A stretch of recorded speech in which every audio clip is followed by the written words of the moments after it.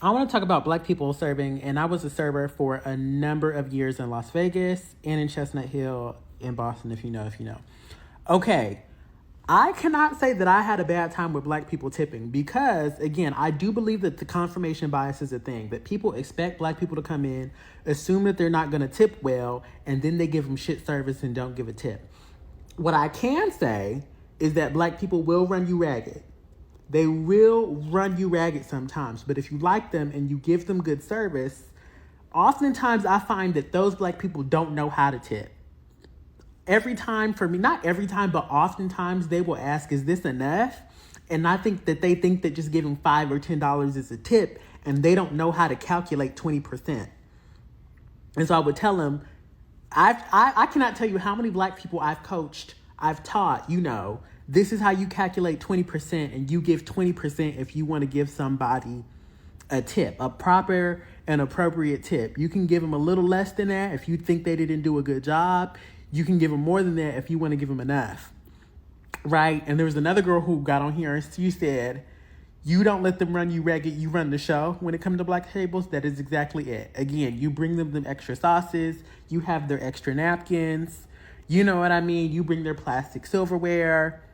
You make sure that when their drinks is done, you filling up right on the way. Okay, you have their refills coming down the hall, to-go bags, boxes, all of that. But I will say that I think it's more of like a class thing than it is a Black people thing. Because when I was in Chestnut Hill, which is like a rich hoity-toity neighborhood, there were Black people that came all the time. Those were some of my better tips. They would usually tip me more than 20%. But again, I give excellent service. And I will even say that in that rich neighborhood, there were like 3 couples of old crotchety white people that would refuse to tip. And whenever they came, people would be like, go get a manager, because the manager would just take care of the table, because the manager knew that they would not give a tip.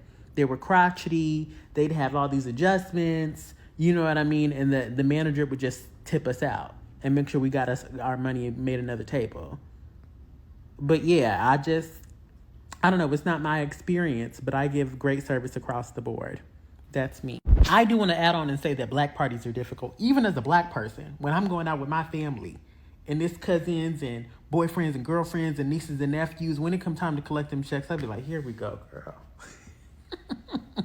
Because I know my people, and not everybody knows how to tip. Not everybody knows how to calculate the tip. Not everybody, when they're adding up, when they're looking at the menu, adding up what it is they're going to get and what they're going to have to pay at the end of the night, or calculating 20%.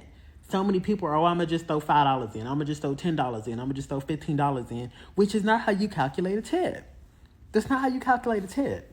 Which again, as a Black server, when it's a large party, one of the first questions I'm asking, is it one tab? How many different checks do we need? If you're a server, that's not even a question you should be asking at the end of the night.